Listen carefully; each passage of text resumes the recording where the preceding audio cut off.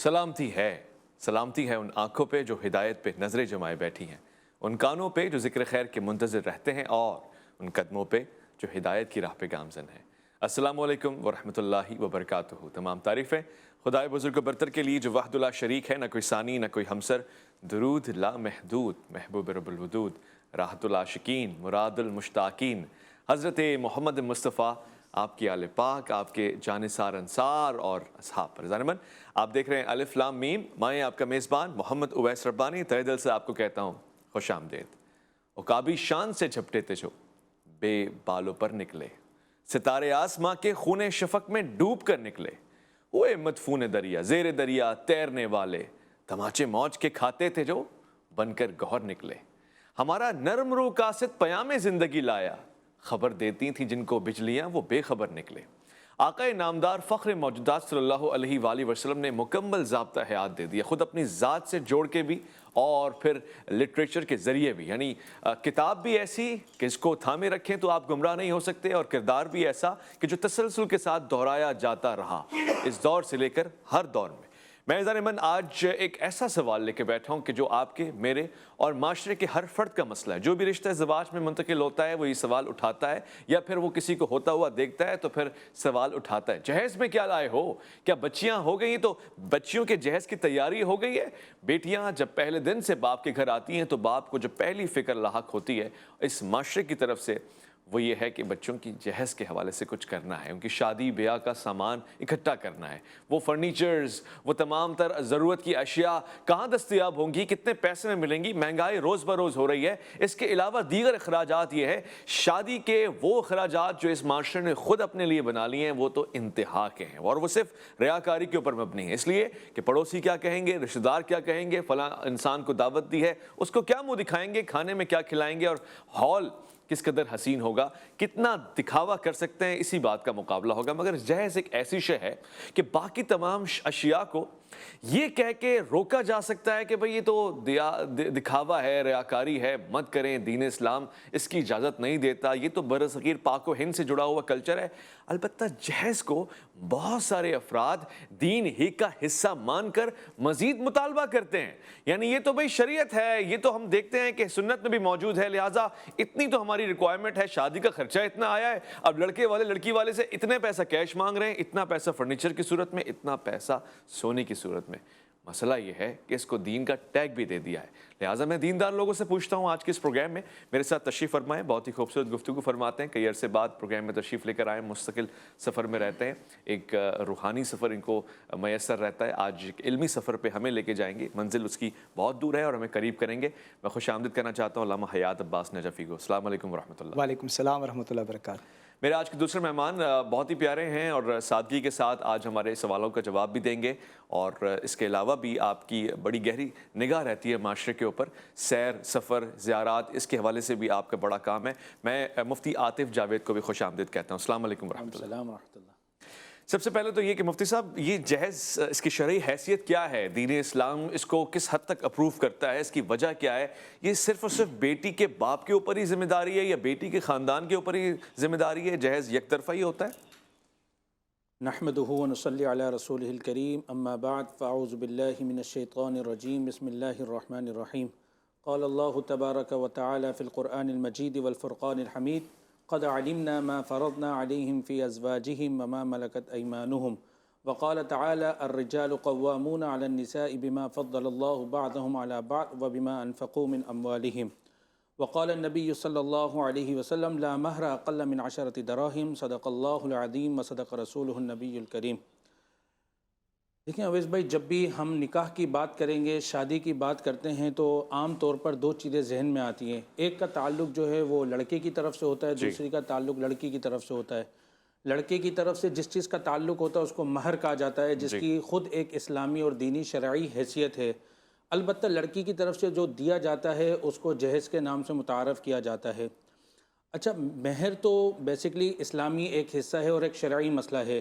پھر اسلام نے، شریعت نے مہر کو ایک اچھے انداز میں متعارف کرایا ہے، اور اس کا اصل مقصد جو بنیادی وجہ ہے وہ یہ ہے کہ لڑکے کو پہلے دن سے اس بات کا اقرار کرنا ہوتا ہے اپنی زوجہ سے کہ مجھ پر مالی اخراجات آپ کے لازم ہیں آج کے اس پہلے دن سے۔ اب مہر کی کئی ساری اقسام ہیں، ان میں سے چند قسمیں میں آپ سے بیان کرنا چاہوں گا۔ پہلی قسم مہر کی وہ ہے شرعی۔ مہر شرعی کتنا ہوگا کہ کم از کم اتنا مہر دیا جائے تو شریعت پر عمل ہو جائے گا۔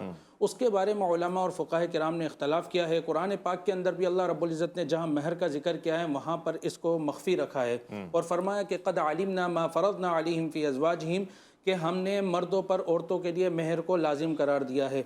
اب وہ مہر کی مقدار کیا، اس کے بارے میں ایک ضعیف روایت ملتی ہے جس کے اندر آپ صلی اللہ علیہ وسلم بیان فرماتے ہیں لا مہر اقل من 10 دراہم، کہ مہر جو ہے وہ 10 درہم سے کم نہیں ہے۔ 10 درہم کی جو مقدار ہے دور حاضر کے اعتبار سے وہ اگر گرام میں دیکھا جائے تو 32 گرام چاندی بنتی ہے۔ دوسری جو مہر کی قسم ہے وہ مہر فاطمی ہے، جو تقریباً 500 درہم بنتی ہے، جس کی تولے کے اعتبار سے اگر ہم کیلکولیشن کریں تو وہ 131 تولہ چاندی بنتی ہے۔ تیسری جو مہر کی قسم ہے وہ مہر مثل ہے۔ مہر مثل کہا جاتا ہے اس کے اندر مرد جو ہوتا ہے، لڑکا ہوتا ہے، اس کی فائنینشلی پوزیشن، اور لڑکی جو ہے، لڑکی والے جو ہیں ان کا خاندانی نسب کو دیکھتے ہوئے مہر کا تعین کیا جاتا ہے۔ کہ مثال کے طور پہ اگر نکاح کیا جا رہا ہے لڑکے کا لڑکی سے، تو اس لڑکی کے خاندان میں نارملی ان کی خواتین کو کتنا ماضی میں مہر ملا ہے، اس حساب سے مرد کی مالی پوزیشن کو دیکھتے ہوئے اس کا مہر متعین کیا جائے۔ چوتھے نمبر پہ مہر کی جو قسم ہے وہ مہر معجل ہے، اور 5ویں نمبر پہ مہر معجل ہے۔ مہر معجل کہتے ہیں کہ عند طلب، بعد میں اس کو پوسٹ پون کر کے جب لڑکی مطالبہ کرے اس ٹائم وہ مہر دیا جائے۔ 5ویں قسم ہے مہر معجل، یعنی کہ معجل فی الفور، یعنی جس ٹائم نکاح کی مجلس منعقد ہوئی ہے، نکاح کا عمل کیا جا رہا ہے، پاکیزہ عمل ہو رہا ہے، اسی ٹائم وہ مہر دیا جائے۔ یہ 5 قسمیں ہیں مہر کی جو اسلام کے اندر رائج اور مروج ہیں۔ اس کے برعکس جو ہے، جو لڑکی کی طرف سے دیا جاتا ہے، لڑکے کی طرف سے آج کل تو مہر کے بعد لڑکی کی طرف سے دیا جاتا ہے جہیز۔ اصل میں جہیز کوئی، میں جہیز پہ آتا ہوں مفتی صاحب، مگر جب آپ نے مہر کی اقسام مجھے بیان فرمائی ہیں، یہاں پر آپ نے بتایا کہ 10 درہم سے نیچے تو مہر ہے ہی نہیں، مگر روایات میں تو ایسی احادیث بھی سامنے آتی ہیں جس میں چند صورت کے یاد کرنے اور سکھا دینے کے اوپر بھی اللہ کے رسول نے استواری زندگی میں منتقل کر دیا۔ یہ بھی ہے کہ مہر کے طور پہ بالکل آپ یہ روایت اس طرح ہے، اس کا پس منظر یہ ہے کہ جو بعض فقہا مہر کے اندر کم سے کم مقدار کے کوئی تعین نہیں کرتے ہیں، وہ قیاس آرائی کرتے ہیں اس کے اوپر۔ وہ بولتے ہیں قیاس کہتا ہے کہ جو بھی دے دیا جائے، چونکہ تعین نہیں ہے تو جو بھی دیں گے وہ مہر ادا ہو جائے گا، پھر چاہے اس کے اندر جو آپ نے یہ بیان فرمایا یہ ہو۔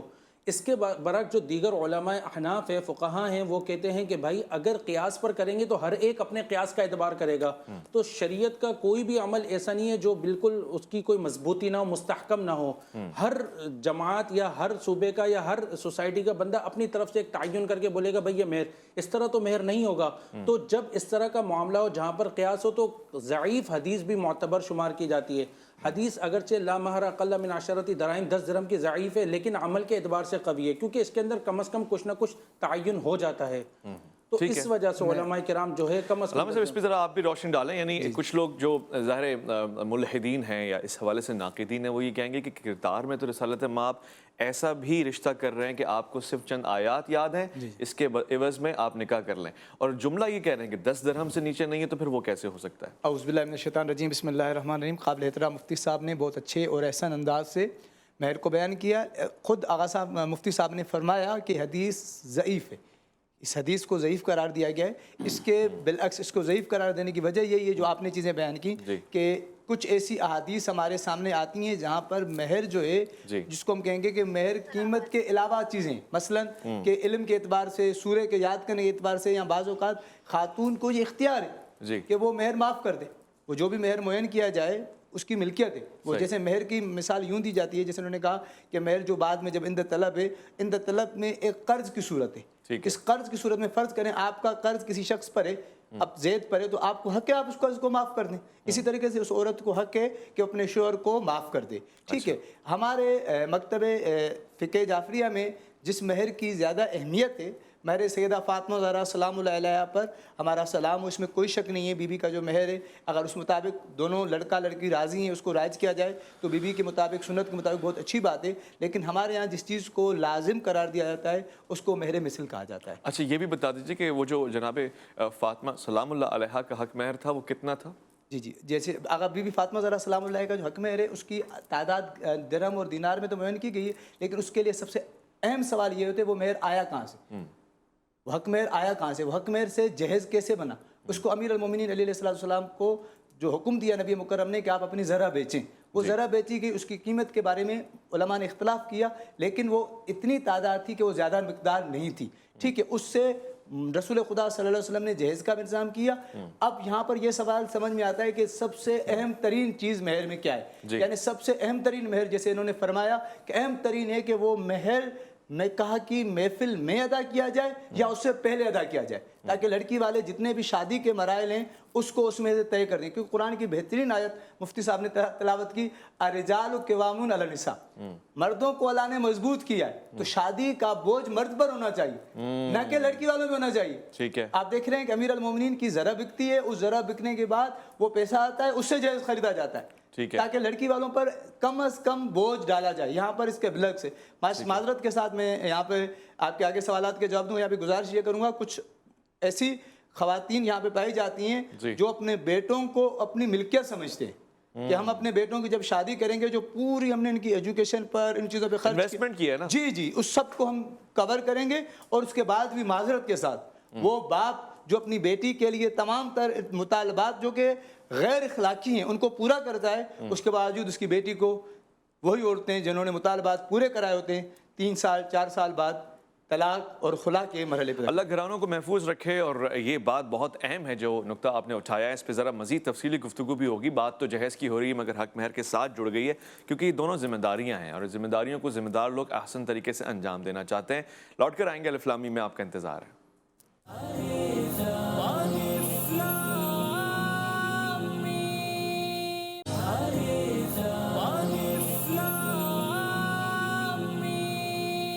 الف لام میم میں خوش آمدید. الرجال قوامون علی النساء یہ ایک دلیل کے طور پہ پیش کی گئی، مگر ساتھ ساتھ ذمہ داری بھی ہے. مرد جہاں پہ خاص طور سے ایک ایسے انداز میں پیش کیا گیا ہے کہ جس میں وہ آگے ہے، وہ لیڈ کر رہا ہے، وہاں پہ اس پہ ذمہ داری اس حد تک بڑھ گئی ہے کہ یہاں تک کہ جب رشتہ ازدواجی کا آغاز ہو رہا ہے، شادی ہو رہی ہے، تب بھی اس پہ ذمہ داریاں زیادہ ہیں. یہ نہ ہو کہ معاشرہ سارا کا سارا پریشر ہی خواتین پہ ڈال دے. البتہ میں وہیں پہ جا کے آغاز کرنا چاہتا ہوں. یہ جو غیر روایتی اشیاء ہم نے اپنی شادی میں ڈال دی ہیں، یعنی ہمیں اب انگریزوں کی چیزیں بھی پسند ہیں، وہ الگ کلچر بھی ہمیں چاہیے، ہمیں ہندوستان سے لائی گئی اشیاء بھی اپنی شادی میں چاہیے، پھر چونکہ ہم مسلمان ہیں تو پھر ہمیں عرب اور شیخ حضرات کے معاملات بھی چاہیے. تو اس کا ایک فارمولہ یہ بنا کہ ہماری شادی بھی اچار بن گئی اور بیچارہ شادی کرنے والا بھی وبال جان سے گزر رہا ہے، اور اس کے لیے ایک بڑا امتحان ہوتا ہے. یقین مانیے میں ایسے دوست اب آپ کو جانتا ہوں جو قرض لے کے شادی کرتے ہیں اور پوری زندگی اس کا قرض چکاتے رہتے ہیں. اچھا، وہ لڑکیاں جو جلدی سے آ جاتی ہیں، وہ جس طرح سے بھی ان کا باپ جہیز اکٹھا کرنے میں کامیاب ہو جاتا ہے، زندگی بھر تانے سنتی ہیں کہ تمہارا جہیز کم تھا، تم فقط یہ لے کر آئی تھی. یا جب وہ رشتہ ازدواجی سے منتقل یعنی کسی اور، یا معاذ اللہ اگر میں یہ کہہ دوں آپ کے گھر سلامت رہیں، اگر رشتہ ٹوٹ جاتا ہے تب بھی یہی مسئلہ ہوتا ہے کہ میں تو یہ لے کر آئی تھی. یہ میں نے سیکنڈ فیس میں سوال پوچھنا ہے. مگر مفتی صاحب، وہ سامان جو بچیاں اپنے ساتھ جہیز کے طور پہ لے کر آتی ہیں، اب اس میں ایک تو نقد کیش ہو گیا، دوسرا کچھ فرنیچر یا چیزیں ہو گئیں. اگر آپ کا رشتہ نہیں نہیں بنا تو آپ وہ سارا سامان واپس لے جاتے ہیں یا وہ جہیز ان کے گھر والوں کا ہو گیا جس گھر میں آپ آئے ہیں؟ دیکھیں ویس بھائی، جہیز کا جو تعلق ہے وہ بیسیکلی لڑکی والوں کی جانب سے ہے. اچھا، جہیز کا جو مسئلہ ہے شرعی وہ بڑا مشکل ہے. اس کی وجہ یہ ہے کہ ایک تو اسلام میں جہیز کی مستقل کوئی حیثیت ہے نہیں. ہم نے جہیز کو اپنے پڑوسی ملک ہندوستان سے لیا ہے. جہیز بیسیکلی ایک ہندو مذہب کا ان کا مذہبی ایک عمل ہے، اور وہ بھی اس لیے لڑکی کو جہیز دیتے ہیں. ان کے ہاں کوئی میراث میں لڑکی کے لیے حصہ نہیں ہوتا. تو پرانے بزرگ جو بتاتے ہیں ہندوستان میں ایک رسم تھی، اس رسم کا طریقہ کار یہ تھا، جب وہ اپنی بیٹی کی شادی کرتے تھے تو اسٹک اس کی ناک میں انٹر کر کے اور کہتے تھے کہ بھائی اب ہم نے اس لڑکی کو جو ہے لڑکے کے سپرد کر دیا اور ہم اتنا حصہ ان کو دے رہے ہیں. اب اگر کل کو انتقال ہو جائے میرا تو اس لڑکی کا میری میراث میں کوئی حصہ نہیں ہے، میرے بیٹوں کا ہوگا. یہ ہندو کلچر تھا، ان کا مذہب تھا. اب عجیب بات یہ کہ مسلمانوں نے پڑوسی، آپ کو پتہ ہے اکثر اسلامی مسائل کے اندر آپ دیکھ لیں یا دنیاوی مسائل کے اندر دیکھ لیں کہ پاکستان کے اندر نارملی جو ہے اپنے پڑوسی ملک سے جو ہے رسومات جو ہیں وہ ریسیو کر رہے ہیں اور اسی کو اپنے اوپر امپلیمنٹ کر رہے ہیں. تو جہیز کا جو معاملہ ہے وہ اس طرح کا ہے کہ ان کی طرف سے متعین کیا گیا اور ہم اس پہ عمل کر رہے ہیں.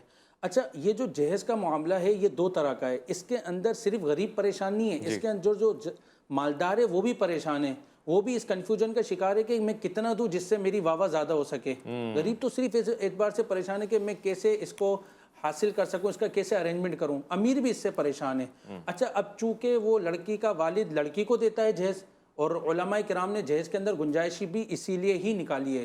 دیکھیں علماء کرام کے دو طبقے ہیں جو جہیز کے بارے میں اپنی رائے اختیار کرتے ہیں. ایک جو طبقہ ہے وہ بہت تشدد کے ساتھ کام لیتا ہے، وہ کہتا ہے جہیز ایک لعنت ہے، اس لعنت کی وجہ سے جو ہے لڑکیوں کے گھر برباد ہو گئے، اس کی وجہ سے جو ہے لوگوں میں محبت ختم ہو گئی ہے، لڑکے والوں کو ٹوٹلی فوکس جو ہوتا ہے جہیز کی طرف ہوتا ہے. ایسا بھی نہیں بولنا چاہیے.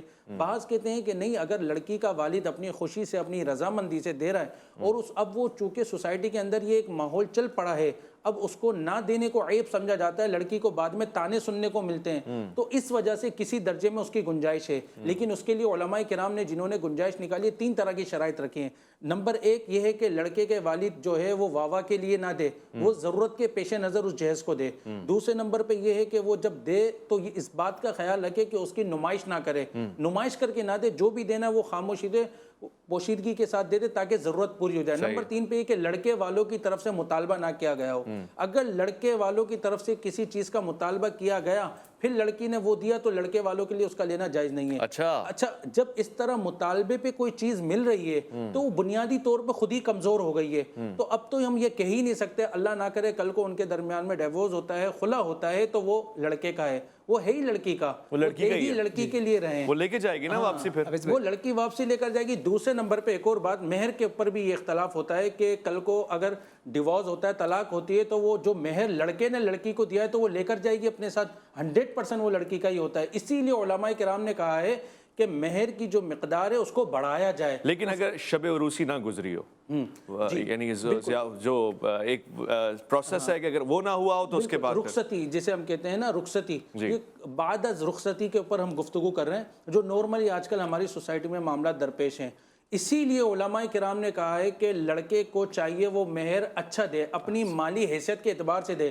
آج کل ہوتا ہے کہ اصل میں اس کا تعلق ڈیمانڈ اینڈ سپلائی سے ہے نا، لڑکیوں کی جو ہے ریشو وہ زیادہ ہے، لڑکوں کا کم ہے. یہی وجہ ہے کہ آج لڑکا تھوڑا سا اچھا کمانے والا ہو تو وہ فرمائش رکھتے ہیں. لڑکی مطلب ریجیکشن جو ہوتی ہے وہ لڑکے کی طرف سے ہوتی ہے، لڑکی کی طرف سے نہیں ہوتی. لڑکی والے نارملی لڑکے کو پسند کرتے ہیں، بھائی اچھا کما رہا ہے، اچھے گھرانے سے، بس. اس کے بعد لڑکے والوں کا تعین ہوتا ہے کہ بھائی ہم دیکھیں گے. اور لڑکے والے ایک تو انتخاب اپنی مرضی سے کرتے ہیں، دوسرے نمبر پر جب مہر کی باری آتی ہے تو بہت خسیس سا مہر دیتے ہیں. اسی لیے علماء کرام کہتے ہیں کہ مہر کی جو تعداد وہ زیادہ ہونی چاہیے. کل کو اس سے 2 فائدے ہوں گے. ایک تو یہ کہ مہر چونکہ لڑکی کا حق ہے تو اس لڑکی کو ایک ویلیو ملتی ہے اس کے معاشرے میں، اس کے خاندان میں. دوسری وجہ یہ ہے کہ مہر زیادہ دینے سے طلاق کا ریشو کم ہوگا. کل کو اس کو ایک خوف ہوگا کہ مجھے یہ ریٹرن بھی دینا ہے. اس کو نہیں، یہ ریٹرن کس کو دینا ہے؟ لڑکی کو دینا. اگر خلا ہو جاتی ہے ان کے تو لڑکے پہ پریشر ہوگا. ہاں بات بالکل صحیح. اگر وہ معجل اور معجل والی بات ہے، اگر آپ نے فی الفور نہیں دے دیا ورنہ تو آپ جائیں گے. اچھا باہر ملکوں میں بھی یہ ہوتا ہے کہ وہ جو انہوں نے کانسٹیٹیوشن بنا دی ہے اپنا کہ خواتین ڈیورس لے لیتی ہیں تو پھر آدھی پراپرٹی ان کو دینی پڑ جاتی، تو بڑا احتیاط کرتے ہیں وہاں، لیکن رشتے ہی نہیں ہوتے، شادیاں ہی نہیں کرتے، وہ سارا کام ایسے ہی چل جاتا ہے ان کا. علامہ صاحب یہاں پر ایک بات انہوں نے کی، ایک طبقہ فکر ایسا ہے جو جہیز کو لعنت کہتا ہے. پھر انہوں نے یہی بات بھی دوبارہ ایک نئے انداز سے کی کہ جہیز جو ہے وہ برصغیر پاک و ہند کی یا ہندوستان سے آئی ہوئی رسم ہے، خاص طور سے اس علاقے اور اس مذہب سے آئی ہوئی ہے، یہ ہماری نہیں ہے.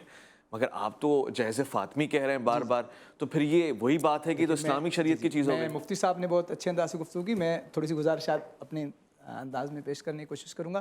دیکھیں جہیز کا یہ جو طریقہ اس وقت رائج ہے یہ ہندوستان سے آیا ہوا ہے. اچھا، اس طریقے سے کہنے میں کوئی شک نہیں ہے، یہ لعنت ہے. ٹھیک ہے، جہیز سنت یہ نبی پاک صلی اللہ علیہ وسلم نے جو جہیز دیا ہے وہ حق مہر میں سے دیا ہے. اب اس کو آسان لفظوں میں مفتی صاحب نے بہت تفصیل سے گزاری، اس کو آسان لفظوں میں کہہ دیں، چھوٹے سے بچے سے لے کر بزرگ بھی سمجھ جائے. 2 چیزیں ہوتی ہیں جو شادی میں دی جاتی ہیں. ایک کا نام حق مہر ہے، ایک کا نام جہیز ہے. حق مہر کون دیتا ہے؟ لڑکا. جہیز کون لاتی ہے؟ لڑکی. لیکن ملکیت دونوں کی دونوں لڑکی کی. واہ واہ.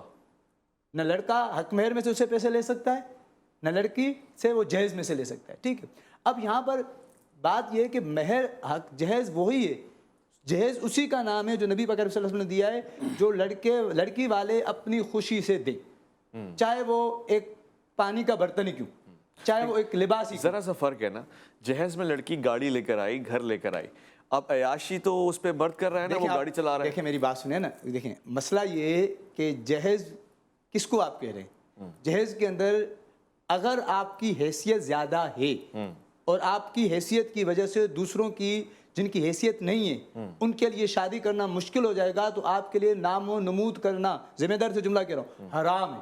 اچھا، یعنی آپ دوسروں کے لیے ایک اذیت کا سبب بن رہے ہیں، یعنی آپ نے اتنی نمود کر دی۔ مثال کے طور پر آپ کراچی کے ایک ایسے علاقے میں رہتے ہیں جہاں پر لوگ اپنی بچیوں کو 1 لاکھ روپے کا جہیز دیتے ہیں، آپ کو اللہ تعالیٰ نے دیا، آپ نے اپنی بہن یا بیٹی کو 1 کروڑ روپے کا جہیز دے دیا۔ اب یہ آپ کا یہ جہیز دینا، اگر آپ نے جیسے مفتی صاحب نے کہا چپ چاپ دے دیا، آپ نے دیکھا بھائی داماد کے پاس گھر نہیں ہے، آپ نے اس کو گھر خرید کر کے دیا چپ چاپ، کسی کو پتہ نہیں چلا، پھر تو جائز ہے، اس میں تو کوئی حرج نہیں ہے۔ لیکن اگر آپ نے دکھاوا کیا، نام و نمود کیا، جس کی وجہ سے معاشرے کی اور بچیوں اور بہنوں کے لیے مسائل ہوں گے تو آپ کے لیے جائز ہے۔ تو یہ رسموں میں نہیں ہے کہ چیزیں لا کے دکھائی جاتی ہیں، سامنے رکھی جاتی ہیں؟ یہ رسومات میں سے اسلام میں سے نہیں ہے نا، یہ ہاں، یہ بات کلیئر ہونا بڑا ضروری ہے۔ یہ اسلام میں سے نہیں ہے۔ نبی مکرم محمد مصطفیٰ صلی اللہ علیہ وسلم نے سیدہ زہرا کو بہت ساری چیزیں ہدیہ دی۔ مگر علامہ صاحب شادی نہیں ہوئی، امتحان ہو گیا، اس امتحان میں تو سفید پوش آدمی ایکسپوز ہو جائے گا، بھائی جہیز کم دیا ہے، غریب آدمی ہے۔ میں بہت آپ کے چینل کے ذریعے، آپ کے پروگرام کے ذریعے گزارش پہنچانا چاہوں گا، دیکھیں سب سے پہلے انسان اپنے آپ سے شروع کرے۔ لوگ کیا کہیں گے؟ اس لوگ کیا کہیں گے کہ اسے جان چھڑوا کر آپ اچھے لوگوں کو تلاش کر۔ آپ نے کتنا جہیز لیا تھا؟ آپ سے شروع کرتے ہیں۔ میں نے نجف اشرف میں نکاح کیا تھا، اچھا، اور میرے نکاح میں ٹوٹل 14 لوگ آئے تھے۔ 1.5 لاکھ کا ایک ٹکٹ ہو گیا، 14 سے ملٹی میں پلائی وہیں پہ رہتا تھا نا، میری رہائش وہیں پہ تھی۔ اچھا اچھا، 14 لوگ وہیں پہ تھے، اور جہیز میں نے کچھ بھی نہیں لیا تھا۔ کچھ بھی نہیں لیا؟ کچھ بھی نہیں لیا۔ یہ بات آپ نے کی نا، کام کی ہے۔ دیکھیں یہ مثال بنتی ہے۔ پھر صاحب ایسے آپ سے بھی پوچھ سکتا ہوں میں بالکل آپ پوچھ سکتے ہیں۔ مسئلہ سارا یہ، آپ ابھی آپ کی ایک بات چل رہی تھی، آپ نے کہا کہ اگر لڑکی جہیز لے کر آئی تو خلا کی صورت میں، طلاق کی صورت میں وہ اسی کا واپسی لے گی۔ اس کے اندر ایک باریکی ہے، اگر اس نے گاڑی لے کر آئی اپنے ساتھ، لڑکی والوں نے لڑکے کو گاڑی دی، اس نے وہ گاڑی سیل کر کے دوسری گاڑی لے لی، تو اب کیا نکلے گا؟ سوال یہ ہے۔ اسی طرح اگر انہوں نے کوئی ایک چیز پراپرٹی ان کو دی، انہوں نے پراپرٹی لے لی، اس کے مالک بھی بن گئے، اس کے بعد اس کو سیل کر دیا، اس کے بعد دوسری کوئی چیز لے لی، پھر تو اختیارات ختم۔ آج کل یہ ایک جو ہے نا ٹرینڈ چل چکا ہے، یہ اس کو ہم نے فیشن بنا لیا ہے۔ صحیح بات ہے، شروع میں جو بھی رسم ہوتی ہے وہ شروعات میں اس کی ضرورت کے پیش نظر ہوتی ہے، بعد میں اس کے اندر جو ہے خرافات پیدا ہو جاتے ہیں۔ شروع میں جو اس کی وجہ تھی نام و نمود کے لیے نہیں تھا، صرف ایک ضرورت کے پیش نظر تھا۔ اب یہ آہستہ آہستہ فیشن بنتا چلا گیا ہے، تو لڑکے والے اسپیشلی پہلے سے لسٹ بنا کے بھیجتے ہیں کہ بھائی یہ چیزیں ہیں، ہمارے یہ آیا ہے اور آپ اس کو فالو کریں گے۔ تو میں گزارش کر دیتا ہوں، اس چینل کے ذریعے یہ پیغام جانا چاہیے کہ کیونکہ یہ جہیز کے عنوان سے کہ مطالبہ کرنا تو کسی صورت میں جائز نہیں، یعنی لڑکے والے جہیز کی میں ایک وقفہ لے لوں، میں لوٹ کر آتا ہوں، اس کی جہیز کی شرعی حیثیت بھی جانتے ہیں اور مطالبہ بھی دیکھتے ہیں، مگر یہ کہ جہیز کو اگر ہم کلی زاویے میں اب تک جتنا جان پائیں وہ یہ کہ ایک چیز ہے اور اس پہ اسلامک اسٹیمپ بھی لگ رہی ہے کہ جی وہ ہو سکتی ہے، اور پھر یہ بھی بتا دیا علامہ صاحب نے کہ وہ حسب توفیق ہے، اب امیر آدمی ہے تو وہ زیادہ جہیز دے، لیکن چھپا کے دے، کسی کو بتائے نہیں، تو کون سا آدمی اخبار میں شائع کرتا ہے؟ مسئلہ یہ کہ وہ ایکسپوز ہو جاتا ہے۔ لوٹ کر آئیں گے الف لام میم میں، آپ کا انتظار ہے۔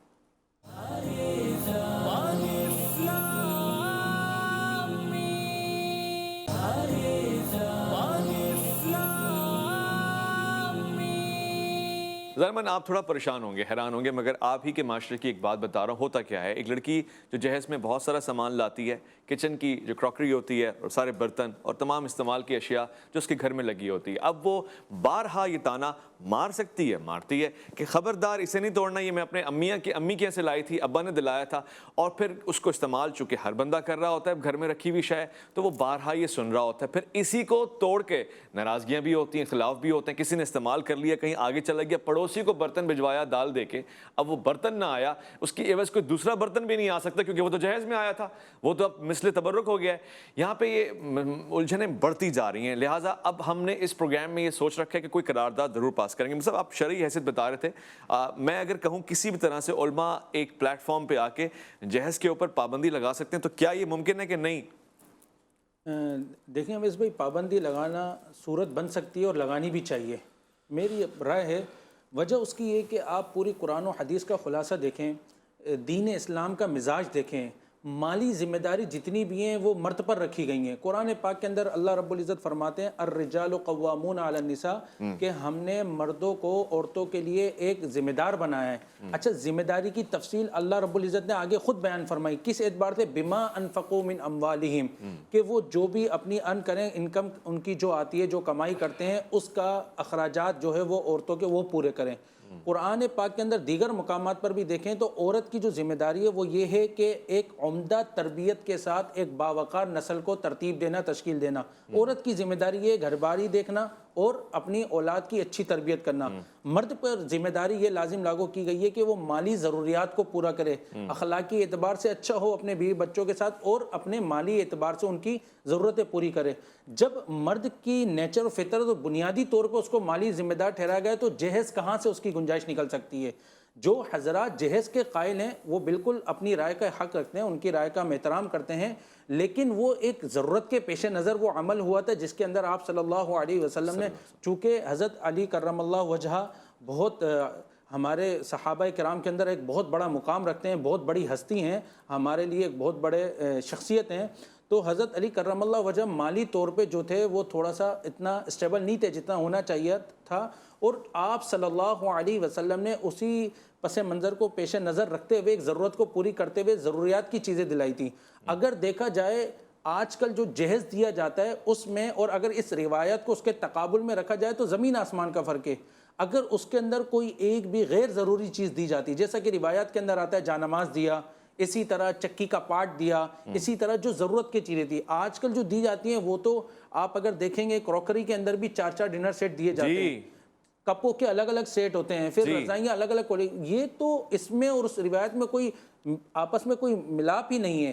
تو مرد کو مالی ذمہ دار ٹھہرایا گیا ہے، عورت کو جو ہے اولاد کی اچھی تربیت کا ذمہ دار ٹھہرایا گیا ہے۔ جب مالی ذمہ داریاں مرد پر ہیں تو پھر لڑکی کے ساتھ جہیز کا تعلق کہاں سے ہوگا؟ کیونکہ جہیز خود ایک مال ہے، خود ایک پیسہ ہے جو لڑکی پر لاگو کیا جاتا ہے۔ یہ اچھا جہیز کے اندر میں بارہا یہ بات کہوں گا کہ نہ غریب سکون میں ہے نہ امیر سکون، دونوں سکون میں نہیں ہے، غریب اس وجہ سے پریشان ہے کہ اس کا ارینجمنٹ نہیں کر پا رہا، امیر اس اعتبار سے پریشان ہے کہ وہ اپنی حیثیت۔ اب مسئلہ یہ علامہ صاحب دیکھیے، آپ مفتی صاحب نے تو اس میں میری معاونت فرمائی ہے کہ اس کو کلی طور سے بھی ہم بین کر سکتے ہیں کیونکہ اس وقت کا تقاضا یہی ہے۔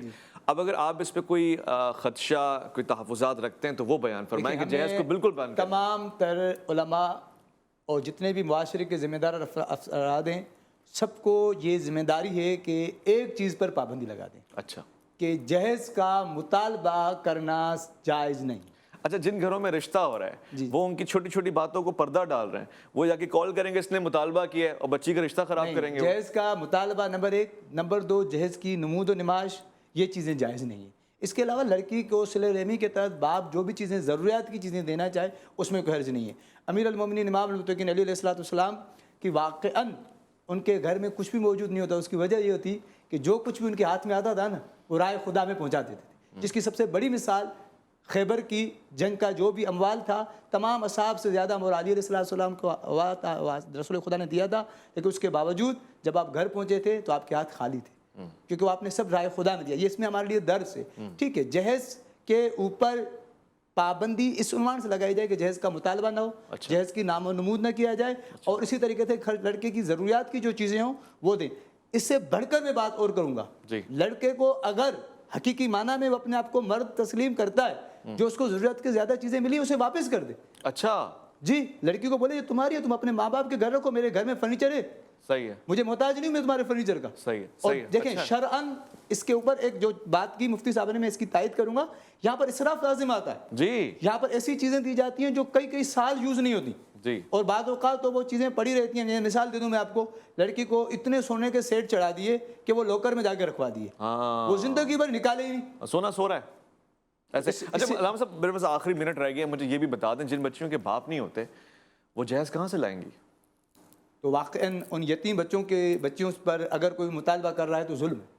نہیں، مطالبہ کیا، اس پہ تو آپ اس پہ تو کانسٹیٹیوشن بنا سکتے ہیں نا کہ کم سے کم یتیم بچوں پہ تو جہیز حرام ہی ہو جائے نا، بین ہو جائے، اگر کوئی ان سے جہیز کا جملہ بھی کہہ دے تو۔ نہیں، جہیز کا جملہ کوئی ان سے مطالبہ کرے تو حرام ہے، میں کہہ رہا ہوں، لیکن اگر کوئی یتیم بچیوں کو جیسے ان کی خالہ ہیں، پھپھیاں ہیں، مل کر کوئی تحفہ دے دیتے ہیں اسی لیے تاکہ ان کو باپ کی کمی کا احساس نہ ہو تو بہت اچھی بات ہے۔ اچھا، یعنی آپ اس کو اس رنگ سے دیکھیں نا، اس یتیم بچی کا سہارا بنے سب مل کر، خالہ ہیں، پھپھی ہے، چاچا ہے، تایا ہیں، ماموں ہیں، سب مل کر اس یتیم بچوں کی اس طریقے سے خدمت کریں جیسے اپنی بچیوں کی کرتے ہیں۔ ٹھیک ہے، معاشرے کے اندر دیکھیں شادی، بس ہم بات کو میں خلاصہ کر دیتا ہوں، جہاں پر مفتی صاحب نے رائے دینی ہو تو قابل احترام ہے۔ شادی کو شرعی بنانے کا سب سے اہم ترین ذریعہ مرد۔